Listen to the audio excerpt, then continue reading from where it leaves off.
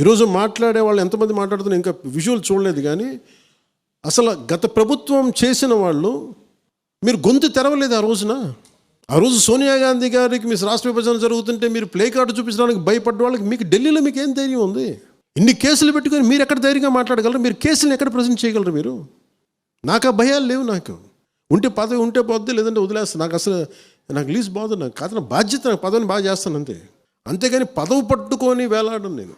పదవి లేకపోతే నాకేమి ఏదైనా కూర్చోబెట్టి నాకేమైనా కేసులో ఇంకోటో నన్ను ఆమె ట్విస్ట్ చేయడం నా దగ్గర ఏం లేవు పెట్టుకోను అలాంటివి నేను బేసిక్గా. అందుకే నేను చాలా ధైర్యంగా మాట్లాడితే చాలా కరెక్ట్ సరిగ్గా చెప్తాను విషయాన్ని. దానికి తగ్గట్టుగా వాళ్ళు చూశారు. 14,000 కోట్లు రిలీజ్ చేశారు.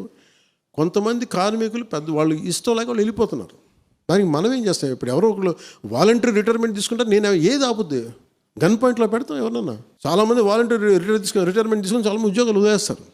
దీన్ని వీళ్ళు గొడవ చేస్తున్నారనే దాన్ని మీరు 100% ఒకటి బయటికి చాలా బలంగా చెప్పండి. ఇంక్లూడింగ్ మన సభ్యులందరూ, మన ఎమ్మెల్యేలు కానీ, ఎమ్మెల్సీలు కానీ, ఎంపీలు కానీ మీరు చాలా బలంగా మాట్లాడాలి.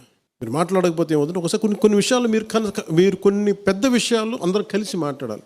It will come from the party directive. మీరు అందరూ కలిసి ఏ స్థాయిలో ఇది మాట్లాడటం అలవాటు చేసుకోండి. అందరూ 1 year నుంచి సైలెంట్గా ఉన్నాం. మీరు సైలెంట్గా ఉండండి. ఎందుకంటే మీరు యువర్ ఎలక్టెడ్ రిప్రజెంటేటివ్. చాలామందికి లేని మీకు ఒక పొజిషన్ మీకు ఇచ్చారు. And you have to represent their aspirations. మీరు గొంతు మాట్లాడాలి. అందుకే మీకు ప్రాపర్ డైరెక్టివ్ ఉంటుంది. మనకి political affairs committee under the leadership of Manohar garu ఇది వస్తుంది. మీరు బలంగా మాట్లాడండి. It will come from the entire executive committee from PSC. నేను సత్తో చెప్తాను, ఖచ్చితంగా మీకు వస్తే ఏ విషయాల మీద మాట్లాడాలి. అలాగే పాప సుగాలి ప్రీతి ఇష్యూ. పండ్లున్న చెట్టుగా రాళ్ళు పడతాయి అంటారు. ఎవరైతే చేయూతనిస్తారో, ఎవరైతే ఆధారిస్తారో వాళ్ళని తిడితే ఎట్లాగా? అసలు ఈరోజు సుగాలి ప్రీతి అనే కేసు ఎక్కడి నుంచి బయటకు వచ్చింది మీరు చెప్పండి. ఇలాంటి అన్యాయం జరిగిందని ఎవరికి తెలుసు? ఈ రోజున గత ప్రభుత్వం 2019, 2024లో ఒక ప్రభుత్వం మీద, అప్పుడు ముఖ్యమంత్రి మీద మాట్లాడటానికి అసలు ఎవరికైనా ధైర్యం ఉందా? ఒక ముఖ్యమంత్రిని ఒక మాజీ ముఖ్యమంత్రిని ఆ టైంలో అరెస్ట్ చేస్తే రావడానికి ఎవరు లేరు రోడ్ల మీద. అలాంటి పరిస్థితుల్లో ఓడిపోయి 2 చోట్ల ఓడిపోయి ఉన్న ఒక ఎమ్మెల్యే వాళ్ళ పార్టీకి వెళ్ళిపోతే ఏ మానసిక స్థైర్యం, ఏ ధైర్యం, ఏది ఉంటుంది చెప్పండి ఎవరికైనా? మరి అలాంటి సమయంలో నేను ఒక తల్లి పడ్డ వేదన తీసుకున్నా. నాకే సరదానా 2 లక్షల మంది జనం మధ్యలో నడుచుకుంటూ వెళ్ళి ఆ సమస్యను హైలైట్ చేసి వాళ్ళు సిబిఐకి ఇచ్చారు. సిబిఐకి ఇస్తే మనకి ఇంటర్నల్ పేపర్ వర్క్ మనకి ఎలా తెలుస్తుంది? ఇంటర్నల్ పేపర్ వర్క్ వాళ్ళు ఇస్తే వాళ్ళు ఏంటంటే జీవో రిలీజ్ చేశారు. మా దగ్గర నుంచి వెళ్ళింది కానీ ఎక్కడికి వెళ్ళాలో అక్కడి నుంచి ప్రొసీడ్ చేయాలి, అక్కడ ఆపేశారు. హోంశాఖ నుంచి వెళ్ళింది సెక్రటేరియట్లో ఎక్కడో నెక్స్ట్ ఫైల్ ఢిల్లీకి వెళ్ళాల్సిన అక్కడ ఆపేశారు. మేము హోంమంత్రికి మేము సిబిఐకి పంపించేసాం అంటే లెటర్ చేశారు, లాక్ చేసి లాకర్లో పెట్టారు. ఇది జరిగింది. ఈ ప్రాసెస్లో ఏం చేశారు? వాళ్ళకి ఈ కేసు కొంచెం సెన్సిటివ్ కేసు కాబట్టి మీకు చెప్తాను. సుగాలి ప్రీతి నేను ఎందుకు కొంచెం సున్నితంగా మాట్లాడాలి ఈ విషయం ఏదంటే, మీకు ఒక అన్యాయం జరిగినప్పుడు, ఎవరికైనా ఒక అన్యాయం జరిగినప్పుడు మనం ఏం చేస్తామంటే, నాకు ఆ వ్యక్తికి శిక్ష పడాలి, ఇంతే ఉండాలి.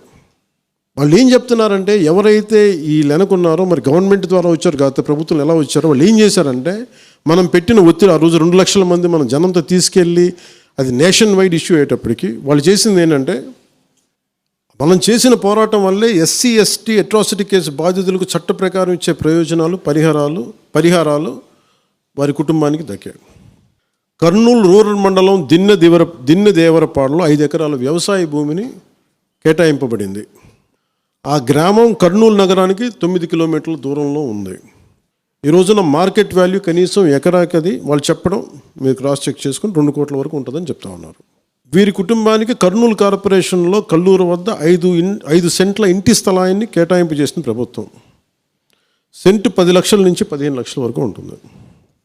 పాప ఇద్దరి తల్లిదండ్రులకి రెవెన్యూ శాఖలో జూనియర్ అసిస్టెంట్గా ఉద్యోగం ఇవ్వడం అయింది. ఇది కాకుండా ఇది మన పోరాటం వల్ల ఒత్తిడి పెట్టడంలో వచ్చినాయి. ఇవి కాకుండా నేను ఫస్ట్ టైం ఛార్జ్ తీసుకోగానే మొదట చెప్పిన మాట, పాపకి న్యాయం జరగాలి, ఏమేమి జరిగిందని సిఐడి చీఫ్ని నేనే తెలియజేశాను. డీజీపీ గారికి పంపించాను, అప్పుడు డీజీపీ గారికి తిరుమలరావు గారు, అలాగే సిఐడి అధికారులకు చెప్పాను, ఉన్నతాధికారికి, హోమ్ మినిస్టర్ గారికి చెప్పాం. ఇవన్నీ చెప్తే పోలీసు సిఐడి వాళ్ళు చెప్పింది ఏంటంటే, అసలు అప్పట్లోనే ఎవరైతే దీని వెనక కుట్ర వెనక ఉంది ఇవన్నీ చెప్తున్నారో ఏ డిఎన్ఏ తారుమారు చేశారు. ఎలా తారుమారు చేసి ఉండాలి? ఈ ఒత్తిడిలో వీళ్ళకి భూములు అవి ఇవి ఇచ్చేసి, మరి ఏం చెప్పారు నాకు తెలియదు కానీ వాళ్ళు, నాకు తెలిసి వాళ్ళు ఈరోజు పోలీసు చెప్తుంది ఏంటంటే సాక్ష్యాలు వీళ్ళు చెప్తున్న వ్యక్తుల మీద వాళ్ళ డిఎన్ఏకి దీనికి మ్యాచ్ కావట్లేదు. ఇది వాస్తవం. కోర్ట్స్ ఏం చేస్తాయి, పోలీసు ఏం చేస్తారు, దీన్ని కూర్చోబెట్టి. ఎందుకు చెప్తున్నానంటే, ఇది వివేకానంద రెడ్డి గారిని చంపేశారని తెలుసు అందరికీ. ఎవరైతే చేస్తున్న నిందితులు ఉన్నారో వాళ్ళు ఒక్కొక్కరుగా చంపేస్తున్నారు వాళ్ళని. మరీ గత 5 సంవత్సరాల్లో ఇట్స్ ఎ క్లాసిక్ కేసెస్ ఇవి. ఈ ప్రక్షాళనకే పూనుకున్నాం మనం. ఇది ముఖ్యంగా మన ఎమ్మెల్యేలకు కానీ, మీరు ఎంపీస్, యాజ్ అన్ ఎంపీస్ మీకు కూడా, మీరు ఈ కేసెస్ మీద మీరు రేపొద్దున అసెంబ్లీలో గళం ఎత్తాలి. మీరు తప్పదు. ముఖ్యంగా లా అండ్ ఆర్డర్ వీళ్ళు అందరూ తప్పించుకుంటూ వెళ్ళిపోతే ఇట్లా ఒక సోషల్ అన్రెస్ట్ వస్తుంది దీనివల్ల. అంటే వ్యక్తికి ఒక నేరస్తుడు చేసిన, ఒక కులానికి చెందుతాడు ఏదో ఒక నేరస్తుడు, మనం ఏం చేయలేము దానికి. ఇందాక అరుణ చెప్పినట్టుగా ప్రతి ఒక్కరు ఏదో కులానికి చెందాలి, వేరే దారి లేదు మనకి. మనం వేరేలా పొట్ల ఏదో కులానికి చెందాలి. కానీ తప్పు చేస్తే కూర్చోబెట్టి పలానా టక్కుమైన ఒక మాట అనేస్తారు. పలానా ఎక్స్ చేసాడు అన్నావు, పలానా కాస్ట్కి చెందిన వాడు చేసాడు అంటారు. అసలు ఇంత కాస్ట్ ఎక్కడి నుంచి వచ్చి తెలియదు క్రైమ్కి. సో అందుకని మేము బీయింగ్ లీడర్ని చాలా సెన్సిటివ్గా మాట్లాడాలి. మరీ నేను మిగతా వాళ్ళు గబుకుని మాట్లాడేసి, గత ప్రభుత్వ నాయకులు మాట్లాడేసి వెళ్ళిపోవచ్చు, ఈజీ అది. కానీ నేను అలా మాట్లాడకూడదు. దట్టు నేను ఇప్పుడు డిప్యూటీ సీఎం పదవిలో ఉన్నాను కాబట్టి నేను చాలా ఒళ్ళు దగ్గర పెట్టుకుని మాట్లాడాలి. అందుకని ఇవన్నీ మీరు ఒక్కసారి దీంట్లో కూడా ఆ పాపకి న్యాయం జరగాలి, దోషులుంటే శిక్షింపబడాలి. ఇలా ఒత్తిడి పెట్టాల్సిన వారికి కూడా నా విన్నపం ఏంటంటే, మీరు అసలు ఈ కేసు ఎవరి వల్ల బయటకు వచ్చింది మీరు చెప్పండి. సో మా త్రికరణ శుద్ధిని, మా చిత్తశుద్ధిని మీరు తక్కువ ఎంచినా. ఇక్కడ కేసులు వాళ్ళు కూర్చోబెట్టి నేను వెళ్ళి సాక్ష్యాధారాలు నేనేం క్రియేట్ చేయలేను. అక్కడ గత ప్రభుత్వం చేసిన తప్పులు కొనేసారు వీళ్ళు చాలామందిని. మరి ఏం కొన్నారు, ఎలా కొన్నారు, దీని మీద కేసు పెట్టాలి. ది లెట్ ఎంటైర్, ఇది నా ఒక్కటి కేసు కాదు, ఇది ఎంటైర్ సొసైటీకి ఇది సిచ్యువేషన్. మీరందరూ కూర్చొని ఒకసారి మన ఎమ్మెల్యేస్ అందరూ కూడా, మన నాయకులందరూ కూర్చోబెట్టి you try to take it to home minister garu, including law and order CM గారి దృష్టిలో చేతిలో ఉంటుంది. కాబట్టి నేను ఇంతకుమించి దీని మీద మాట్లాడకూడదు. అందుకని నేను శిక్ష పడాలని కోరుకుంటాను. ఇంతకుమించి కాకపోతే ఏమైపోతుంది, నా మీద నన్ను లాగడం చాలా తేలిక అందరికీ.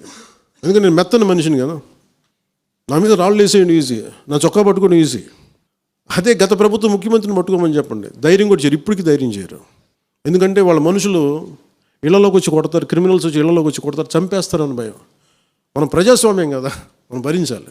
అందుకని దయచేసి దీన్ని మీరు ఒకసారి కూర్చోబెట్టి, ఒకసారి మన గౌరవ శాసనసభ్యులు, మంత్రివర్గ సహచరులు, లెజిస్లేటివ్ కౌన్సిల్ మెంబర్స్, పార్టీ నాయకులు అందరూ దీని మీద ఒకసారి, స్పోక్స్ పర్సన్స్, వీర మహిళా నాయకులు, మీరందరూ ఒక్కసారి కూర్చోబెట్టి ప్రతి ఒక్కరు కూడా దీని మీద, ఇది ఎందుకంటే ఇది ఒక కేసుగా చూడకండి, ఇది గర్ల్ చైల్డ్ తాలూకు ప్రొటెక్షన్ చాలా ఎసెన్షియల్. అందుకని దీన్ని సోషల్ మీడియా యాక్ట్ కానీ ఇవన్నీ మాట్లాడాలని పొద్దున్న నిర్ణయించుకున్నాం. ఇది ఒకసారి మీ దృష్టికి తీసుకొస్తాను.